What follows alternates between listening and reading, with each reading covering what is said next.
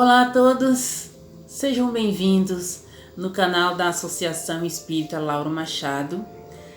Vamos continuar com o nosso estudo de hoje do livro Vinha de Luz, de Francisco Cândido Xavier, pelo Espírito de Emmanuel.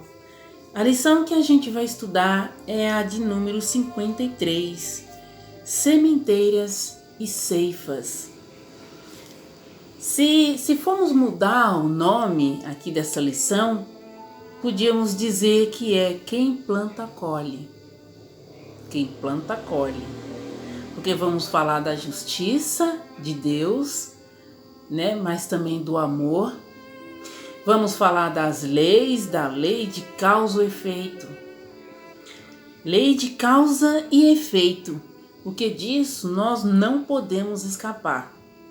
Pode até ser que algo que a gente veja ou passe na vida, achamos que vai ficar impune, ou ficou impune, fulano não foi punido devidamente. Diante das leis dos homens, pode até ser, mas diante das leis de Deus, isso é impossível. Porque para Deus, Deus tudo vê e tudo sabe. Então, disso não podemos escapar. Emmanuel começa falando uma frase aqui de Paulo, que está em Gálatas, capítulo 6, versículo 8. Porque o que semeia na sua carne, da carne ceifará a corrupção, né? Isso está em Gálatas, capítulo 6, versículo 8. Então, tudo que eu faço aqui, eu vou receber uma resposta. Do modo como eu ajo, isso vai fazer com que eu veja a resposta lá na frente. Do bem e do mal que eu plantar. Do bem ou do mal que eu semear entre as pessoas, né? Então, eu sempre vou ter uma resposta daquilo que eu fazer. De bom ou de ruim. Emmanuel começa aqui a lição falando o seguinte: plantaremos todos os dias, é da lei. Até os inativos e ociosos estão cultivando o joio da imprevidência. Pode ser que eu não faça nada, eu não faço mal a ninguém, mas eu também não faço o bem. Não faço mal a ninguém, mas também eu não faço o bem. Então eu já estou me complicando. Eu já estou em débito com as leis de Deus, que é a lei de justiça, a lei do amor e da caridade. Então, se fora da caridade não há salvação, e eu já vou estar plantando aqui esse joio, né? Então eu tenho que fazer a caridade. Eu tenho que pensar em enriquecer o meu espírito para ter o que apresentar lá diante de Deus, né? Então, se nem o corpo a gente leva, eu devo me preocupar em adquirir bens para o meu espírito e não aqui no plano físico. Lógico que a gente precisa de tudo aqui, né? Mas não dando importância a isso, porque isso não vai fazer a diferença de quantas casas, quantos carros eu adquiri, e sim o bem que eu fiz a alguém. E na nossa jornada aqui, no decorrer da nossa vida, na nossa jornada aqui na Terra, a gente planta ou semeia muitas coisas. Mas aí fica a pergunta: o que estamos plantando? O que estamos plantando? E onde estamos plantando? Será que quando temos a oportunidade de plantar o bem, plantar o perdão, a gente planta o ódio, planta o rancor, plantar um sorriso, em fazer com que a pessoa se sinta melhor, que saia daquela depressão, que saia daquela tristeza, que venha para a alegria? Será que nesse momento a gente está plantando esperança ou plantando a dor? E onde estamos fazendo isso? Porque tudo que a gente planta, a gente tem que colher. Mais cedo ou mais tarde, a gente colhe. Como diz aqui a lição, né? E é através das nossas ações, dos nossos atos e até do nosso pensamento. Já que o pensamento é criação, a gente emite coisas boas, a gente emite coisas ruins através do pensamento. Então, através do pensamento, eu também estou semeando, eu estou plantando algo. E também vamos nos perguntar o seguinte: como está sendo a nossa postura diante de qualquer situação que por algum motivo alguém tenha nos magoado, tenha provocado a dor em nós, por qualquer motivo tenha nos ofendido, né? Vamos procurar perdoar, compreender, já que todos nós precisamos um dos outros, né? Ninguém vive sozinho.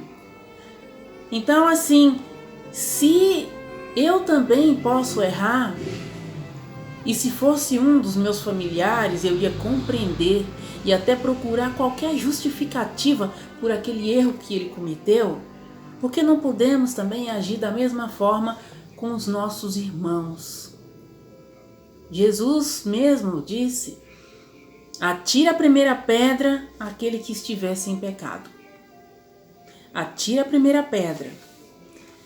Então, se eu for compreensiva com a pessoa, não ser conivente com o erro da pessoa. Porque se eu não tenho nada de bom para falar, para dizer, de auxílio a prestar a essa pessoa, pelo menos eu também não vou desejar o mal a ela, né? Isso aí é um problema dela com Deus. É um problema da vida dela e ela tem que resolver isso. Se eu puder auxiliar, se eu puder aliviar um pouco a carga dessa pessoa, o sofrimento dessa pessoa, por qualquer razão, em qualquer situação, eu faço, né? Mas não julgar e atirar a primeira pedra, nos achando melhores, porque se realmente fôssemos melhores, já não estaríamos nem julgando a outra pessoa, né? E nós temos que aproveitar essa nossa encarnação aqui na Terra para adquirir a verdadeira bagagem, aquela que vai fazer a diferença na nossa vida, né? Aquela que vamos carregar para o outro lado da vida, já que nem o corpo a gente leva.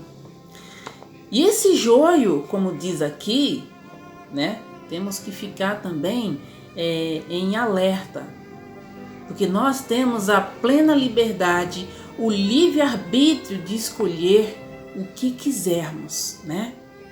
Só que dependendo da minha escolha, eu tenho que ter consciência que eu estou ou indo de encontro a Jesus, que eu posso ter um bom despertar, ou estou atrasando o meu progresso espiritual, dependendo do modo, dependendo onde e como eu estou semeando ou plantando os meus sentimentos e as minhas ações. Emmanuel, ele continua dizendo o seguinte aqui na lição: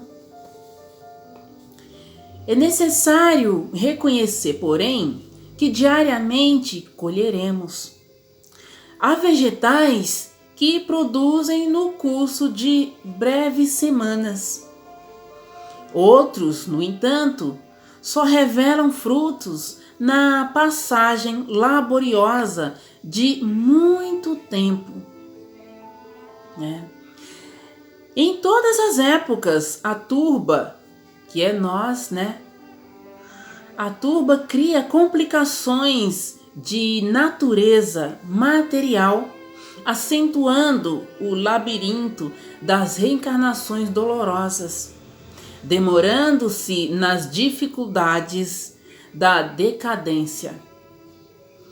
Um dia eu vendo uma palestra, a palestrante disse o seguinte: ela comparou a nossa vida, a nossa estada aqui na Terra, como uma linha que Deus concede para nós. Só que como não gostamos das coisas fáceis, a gente complica um pouquinho. E aí no decorrer da nossa vida, a gente vai dando vários nós nessa linha. Só que aí não podemos simplesmente cortar os nós. Nós temos que voltar e desatar todos eles. Olha só como a gente complica, né? Ainda hoje surgem os que pretendem curar a honra com o sangue alheio, né? É o olho por olho e dente por dente. Mas vamos pensar o seguinte: se eu planto ódio, se eu planto a inveja, se eu planto o rancor, a maledicência, eu não posso querer de volta o perdão, o amor, a tranquilidade, a paz.